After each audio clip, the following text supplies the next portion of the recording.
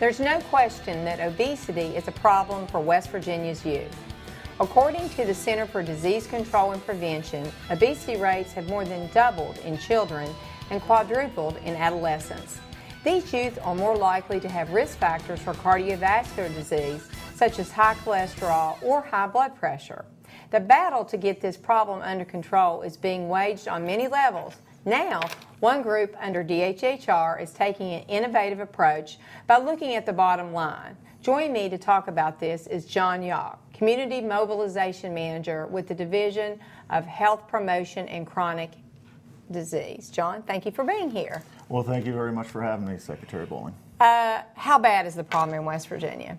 Well, it really depends on what kind of data source we're looking at, but as far as childhood obesity, we're looking at the YRBSS, which is the Youth Risk Behavior Surveillance System, is widely used across the country, and from that data source we have about a 15.6% rate of childhood obesity compared to 13.7 on the national average, so we're a little higher.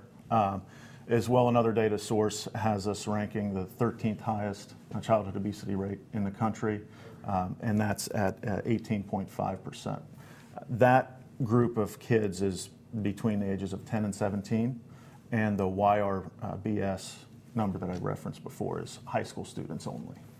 No, so we know it's a problem. I mean, I think we can all recognize the fact that, we know obesity is a problem in West Virginia for adults, and obviously it's going to start out in childhood. And so, we really want to focus on youth and children, and we want to make sure that these youth and children understand what it is they can do to avoid not only the childhood obesity, but obesity in adulthood. Sure. So I know the Bureau of Public Health does a lot of work in this area. Can you just generally talk about some of the activities that you all are engaged in to really focus attention on this problem in West Virginia? Yes, we partner with a lot of different organizations, including the Department of Education, including Keys for Healthy Kids. They're a very strong partner of ours. And what they do, that's Dr. Jamie Jeffries' group. She's a local pediatrician, also runs Keys for Healthy Kids, which is a child care intervention, really focusing on the training aspect of incorporating nutrition and physical activity into the typical day in a child care center. So she's doing a great job. She's very driven, very motivated, and she's a very strong partner of ours. As well, we work with a lot of different communities across the state and a lot of different agencies as well. We have a project called Growing Healthy Communities, which is nutrition and physical activity related strategies to prevent obesity. This could be anything from improving the farmers market environment. It could be improving physical activity access in a community as well. We have a lot of gardening projects that we work on through West Virginia University Center for Excellence in Disabilities. They do a lot of ergonomic gardening. Wow. Yeah, it's a great program. As well, Try This is a great partner. They're doing wonderful things all across the state to really, kind of their whole motto is to get West Virginia off the worst health lists. Well, we're in favor of that. Yeah, we want to do that. Now, we focus a lot on childhood obesity, I know, in public health, because we know that's sort of, in some ways, a captured audience. I mean, we deal with them in the school system, and we know we want them to exercise and get the right kind of nutrition. But I know most recently, your group has teamed up with Harvard on a childhood obesity project. Yes. And this project is called Choices. Yes. And can you tell us a little bit about that? I know it's research driven, and we're trying to collect a lot of data to understand what it is we can do differently. And I'm glad we're participating. It's very positive, I think, that West Virginia is part of the project. Tell us a little bit about how that project works. Sure. The Choices Project, it's an acronym, and it's the Childhood Obesity Intervention Cost Effectiveness Study. So it's quite a mouthful, but it's a great project that Harvard originated, and it's the Harvard University School of Public Health Prevention Research Center. I'd like to give them credit for all the work that they've done. What they've done in the past few years is modeled 43 different childhood obesity interventions, and this was done on a national scale.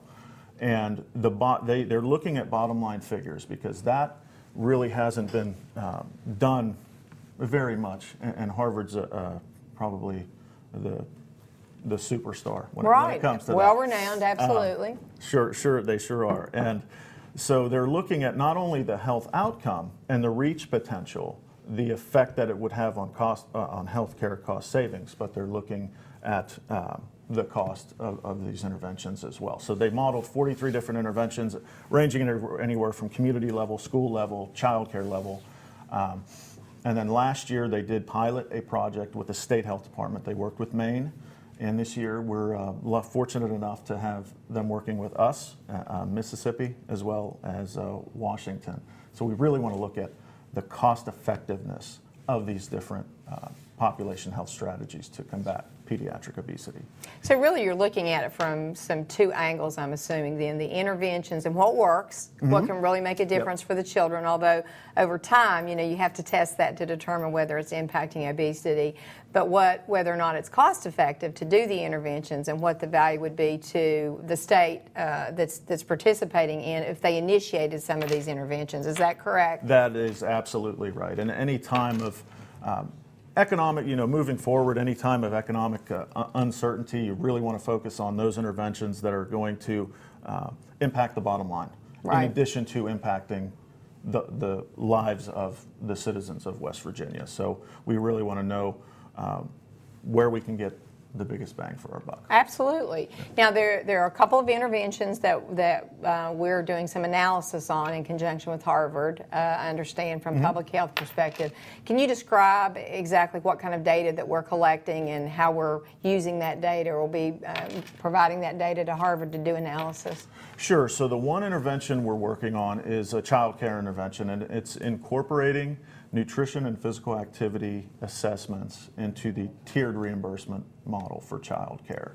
So what that means in West Virginia is Dr. Jeffrey's group, and it's this particular project is called Key to a Healthy Start.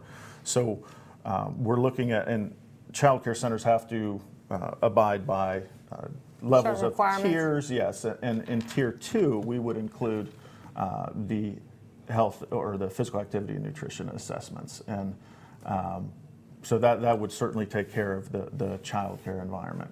So in essence, you're looking at an intervention that, if you do the right things for children, interventions such as healthy foods and exercise, then that could result in a better reimbursement model for you as a child care. And you're just evaluating the cost effectiveness. And I know there are other things that you're doing. It's exciting to see the work. I hope you'll come back a year from now and tell us a little bit about what you've discovered, and stay on that pathway, because I know we can make a difference for children. Okay. Thank you very much. Still ahead, why DHHR is stepping up efforts to educate new moms about their baby's health. We'll be right back.